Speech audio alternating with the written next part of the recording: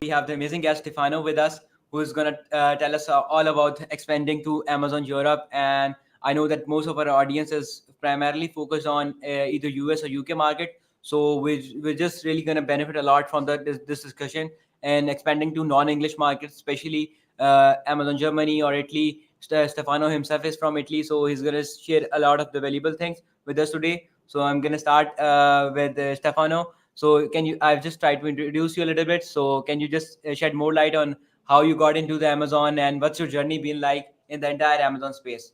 Sure. Thank you, Kisar, for inviting me. It's a pleasure to be here with you, and hopefully we can give some value to your audience.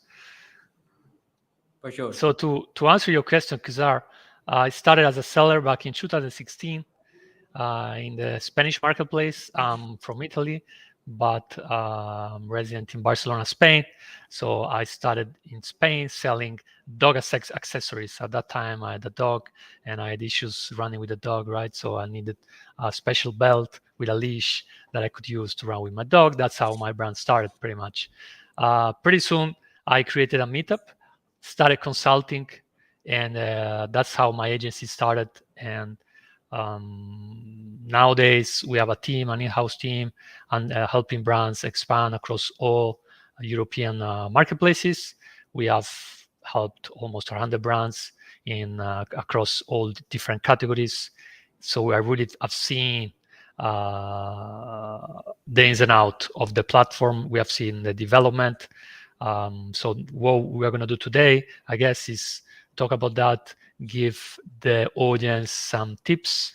I guess your audience is advanced in the sense that they already have some understanding of what it takes to sell in Europe. So I will skip the basics, although it's important maybe to stress some points in case there is some new seller or somebody that hasn't launched in Europe yet. Yeah, so you can start with highlighting some of the challenges with North American sellers or the United Kingdom sellers face in terms of expanding to these markets. Oftentimes, we just consider like Italy or France or Spain a very small market, and we think that it's not worth the trouble to expand to those markets. So you can just start by explaining what's the market like and what are the upsides and the downsides of expanding to these markets, the European markets. Makes sense, Kazar. So we have to mention, first of all, that Europe is not the biggest continent in the world, but many people live in the European countries. Amazon has 5 big marketplaces, and those are Germany, UK, France, Spain, and Italy. There are minor ones that are very irrelevant in terms of revenue, so we'll focus on these 5. E-commerce is growing in Europe. Amazon in Europe is growing 20% year by year. So there are definitely more and more customers shopping there. Warehouses, the same. Amazon is increasing their warehouse net. So it's definitely a growing environment. We have seen D2C shops having issues recently, and they are moving to Amazon. So everybody wants to be on Amazon in Europe, seems to me, nowadays. So the advantage, of course, of selling in Europe is that you have a unified account for all these countries. You can store in one country and ship to the others. If that's for the sellers that are already selling, they're aware of this. We have UK and then mainland Europe. You will have to be compliant with tax. That means VAT. You will have to take care of logistic. You will have to take care of product compliance, but we skip that part. Let's go to the nuts and bolts of this conversation. And maybe I can even share my screen, Kazar, and present the presentation that I have here for you guys. And we can start. Sure. Of course, this is us, Ecom Partner, what we do in Europe. I've already spoken about my experience and what we do, so I will skip this part. This is important to remember. Europe, these are the big 5 countries that I mentioned before. Although Amazon has presence in some other marketplaces and also has warehouses in other countries like Poland, Switzerland, Austria. This is the percentage of revenues on average that you could expect in the different marketplaces. As you can see, Germany is number 1.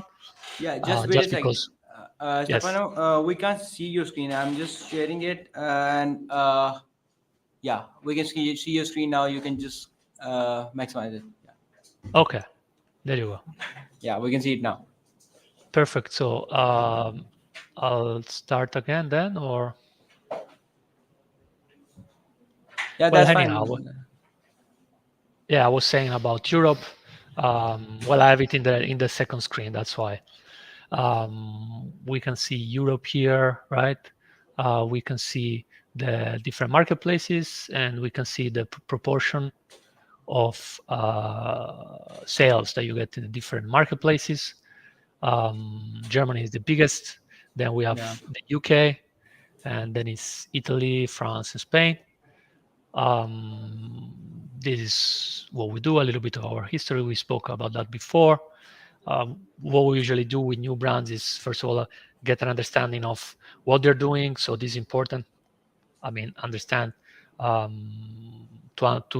help brands, we first have to understand what they're doing in terms of products quality, advertising, inventory strategy, product listing, operation and process analysis, and then we can devise a plan of action pretty much. Yeah. But let's focus more on the differences between countries in Europe and give the audience some tips.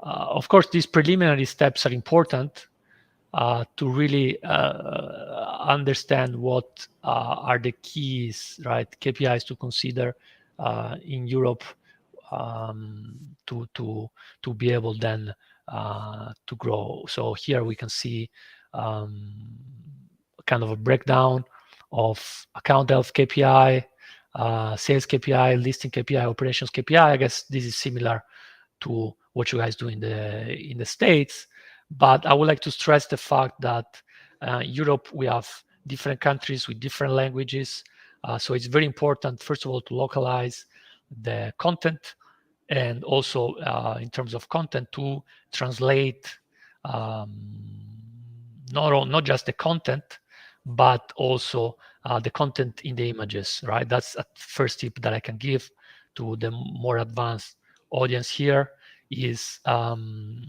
make sure to translate even the content in your images, because Amazon gives you that possibility. Before, it wasn't possible to load different images for different countries, but right now Amazon gives you that opportunity both in the main listing and in the A+, and of course in the store. So I'm just gonna interrupt you here.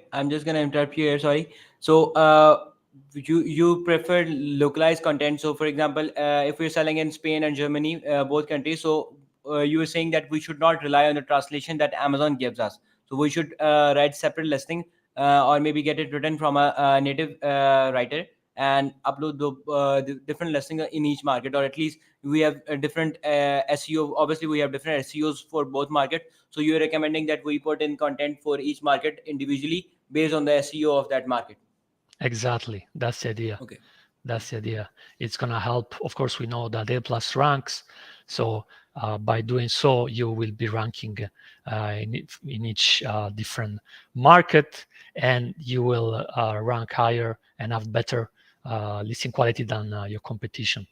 As I said, we want to skip all the introductory part, and I will skip how actually to set up shop in Europe, since your audience is more advanced. So I will try to give some practical tips. So content, number one, super important. That's the first tips that I can give. Video as well. If you're able to put localized translation in the videos, that will definitely help. The same in the images. Of course, I mean, you have to have a great listing, optimize, keyword research has to be done in each country, and sometimes a keywords that rank in number one position in Germany, let's say, does the same in France. So you have to do separate keyword research and understand that shoppers look for different keywords in different marketplaces. That's the first. That's the second. One thing I forgot to mention about the content is that there are differences between people in the different countries, between, let's say, Germany and Spain. Usually German listings are more about features and less about Okay. benefits, because Germans are more strict.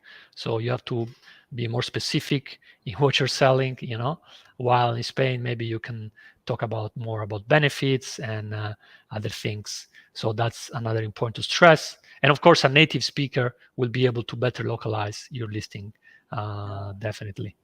Definitely, that's a really good advice. Like we can only learn this from experience, so nobody can just come in and give these tips. So that's a really valuable advice that we can only get from the experience, the sort of experience that you guys have. Exactly. That's very important. And trust me, there are some subtle differences that if you sum them, then they really make a big difference, compounded, right? So for sure, and they're not costing you a lot of money. It does not cost $1,000 to translate a listing. So obviously that they don't cost a lot of money, and in the end, they're gonna save you a huge chunk of money. So exactly. So that's in terms of content. Of course, we have to remember that we can share reviews across marketplaces, so that's good. Although if I am French and I'm reading a review in Italian, right, it's not going to make a lot of sense. So it's still important to get local reviews, because people still want to read in their own language. When launching, we have sometimes similar strategies. Other time we have to use different strategies across different marketplaces, just because the competition is different. Maybe in one country you have 5 great direct competitors, in another you have 1 or 2, right? So you really have to study the competition well in each market to understand what is the best strategy in terms of launching and PPC. Of course, as I said, the strategy is not going to be that different, but the application of the strategy is going to be different in terms of bidding, in terms of budget as well, and in terms of which product to give priority. It's very important for us to monitor the performance at the SKU level, right? And since you have 5 countries, then you have to do that for each country. And as I said, there are products that don't perform so well while they're doing well in another country. So it's important to have that taken care of. Kazar. For sure. And then once after we launch, of course, I suppose your audience is well aware of the fact that there are 2 ways that Amazon can, that you can use FBA warehouses in Europe. One is 𝗵𝗵𝗆, where you store in each country. And that will mean less costs to fulfill, because if you store in Spain and you ship to Spain, you spend less than storing in Germany and sending it to a Spanish customer. And the second is EU EFN, European Fulfillment Network, where we just store in one country and distance sell to other countries. So usually when a brand starts, it starts with EFN, storing in one country and shipping to the other countries. When you get bigger, then it makes sense to register for VAT in each single European country and having Amazon fulfill for customers from local warehouses, right? Yeah, I'm just gonna interrupt here again. So that's the most scary part for a lot of sellers that I have talked to. That they just don't want to get into the VAT complications of different countries. So what do you guys do? You have any solution for that on how to manage this effectively? Because it's easier to get into the pan-European fulfillment network, and it gives you a little bit of discount on FBPs as well. So what's the easier process like? On what are the requirements for a pan-European fulfillment system? Well, we have a partner that has a tool that is able to pull data from your account and automatically file the reports for you. But to use pan-EU, you have to register for VAT in each and single country where Amazon stores your goods. That means some compliance costs at the beginning, but as I said, at scale, then you will spend less because you will spend less to fulfill. So it's not that complicated. You just have to have a trusted partner that is able to automate the process.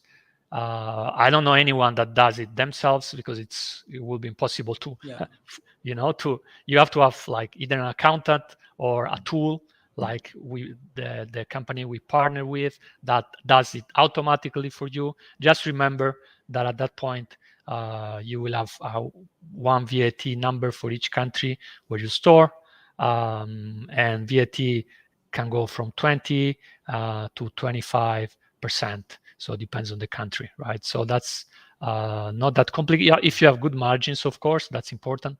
That's why the initial study makes you understand the feasibility of the project, because of course taxes are a little bit higher in Europe than in the States, I guess. Definitely. And if the seller is not opting for pan-European fulfillment network, so do we face any sort of delays in terms of shipping? Because in the States, that's what matters the most. Even if we are giving a 2-day delivery and our competitor is giving a 1-day delivery, the buyer prefers the 1-day delivery over the 2-day delivery. So if we are not enrolled into pan-European fulfillment network, does the buyer have a longer delivery dates when they are purchasing our product, or is it the same from other sellers? Well, of course, if you're shipping from Germany to Spain, it's gonna take longer to fulfill. You know? And does that matter in terms of buyer decision? Does that matter in Europe? Well, as long as you have the Prime badge, not really. I mean, as long as you're using FBA, Amazon will give you the Prime badge, even though you're shipping from Germany to Spain, let's say, right? But of course, it's not gonna be as fast as if you're storing in Spain. Then there are more considerations to be made, whether you need 3PL. Most of the times, actually, bigger brands and even mid-sized brands need that, right? To have an in-between, let's say China and the FBA warehouses, and also for the returns. So we help with that as well, understanding where is better to have the 3PL, depending on your sales volume. If you're selling a lot in Southern Europe, then it makes sense to have it somewhere closer to those countries. Although usually 3PLs, brands that start in Europe have a 3PL in Germany, just because they start there or in the UK, pretty much. Okay, understood. And that's in terms of logistic.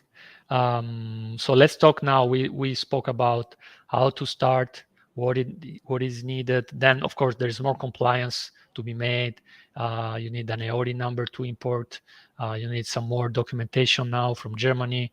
And then also there is the insurance, right? In the States as well, you need the insurance. So there are some things to take care of. If you have electrical products, of course, then you have to have a certification of the European Union, but that's, as I said, that takes part in the initial stage. Let's go back to give value to the advanced audience that is already selling and doing well. What I usually suggest brands that are selling in Europe is the following: understand who and which are your winner products, and understand. So it's more about catalog improvement. It's more about KPI monitoring and PPC campaigns improvements at that point, right? It's more about cutting that ACOS down, being able to improve your PPC campaigns, do maybe some promotions, some bundles, some more advanced stuff, that not many sellers do in Europe. So at that point, we really have to use, as I said, strategies that allow us to get those first positions, because it can take time, but once you have those first position in Europe, is much easier, in my experience, to maintain that. While the States being more competitive and there are more dirty tricks being played, while in Europe there are a lot of black hat methods. So is it easier to get ranked on keywords in European market, or is it as difficult as States? I would say it's easier, just because US, of course, is the biggest marketplaces, much more competition. You have a lot of black hat going on. You have some in Europe, but much less. That's for sure. I bet there are not as much Chinese in the market, Chinese sellers in the market as compared to US, because recently we have been facing a lot of price wars in US, and that's happens every year around the Q4 time, that we see a lot of price wars. and I've observed that they are not as frequent price wars in European markets. I think that's because of the higher VAT rates and all that. A lot of the sellers who are just trying to sell their products on dirt cheap prices, they don't enter these markets. Yes, exactly. That's exactly right. Chinese sellers usually they start in the States because, of course, it's complicated even for them. And now Amazon, for companies that are not incorporated in the EU, they actually is liable for VAT. So they suspend the seller if they don't pay VAT, pretty much. And actually, there's no way not to pay VAT because they automatically take the money out of your disbursement, right? So of course, 5 years ago, many sellers were cheating, not paying VAT, but now that Amazon is responsible to monitor that, it's harder, and we have seen less Chinese sellers for that reason, basically. Yeah, exactly. You can continue now. And so I was talking about more advanced strategies, and as I said, having worked with brands across all different categories, we have seen things that work, let's say, in supplement category. What we do first is try to improve the content, videos. Many brands are not doing that. You have to have the best store, you have to have the best pictures, and doing some promotions, so there are really competitive categories where you have to get an edge is much more complicated. I don't know if we have the time to talk about PPC in deep, but the strategies that work in the States work in Europe as well. We have the same ad types, DSP as well. We can use, although of course DSP is for more expensive products, right? So all in all, I would say Europe. I try to keep these sessions under 45 minutes, so we still have like half an hour. So you can just give us a little bit of introduction of what your PPC structures look like when launching in different markets simultaneously. So I think it's easier to maintain just single account in US, and I think it's going to be a bit harder to maintain advertising on 5 different countries. So just tell me how you guys manage it, and are you guys using any sort of software, or you guys create campaigns manually on each country? So how are you guys managing it? So of course, Europe has the added complexity of the multiple marketplaces. That makes it harder to manually having to create campaigns. So of course, there are tools that we use that make it easier to monitor, manage, although the manual aspect is important, right? So we make sure to use the right balance of manual and tools, but of course at scale with 5 countries, you can imagine how complicated it is to daily manually be there and make the changes. So what we suggest is always try a balance between scalability and perfection, right? Yeah, that's perfect. the point. That's perfect. I share the same philosophy, and I believe that we cannot like automate the entire advertising because we just don't have enough variables in those softwares, and you need to find a balance between the AI or the machine and the human intelligence. So that's for sure. I 100% agree with you. And that's why we consider PPC a science and an art. The science is numbers, but the art is understanding when, what, how much. That's the hardest part, I guess. So that definitely takes time, and definitely, of course, it's trial and error. Of course, it's A/B testing, a lot of A/B testing, but the key is have everything in order, everything monitored. You have to be very methodical. If you're not methodical, if you don't have a proven system with clear steps, then it becomes very hard because then it's just a mess, data coming from everywhere, so you really have to monitor. And as I said, SKU performance and SKU profitability is the key. I would say 80-20 rules. I'm a big 20 rule. I'm a big believer in that. Double down on what is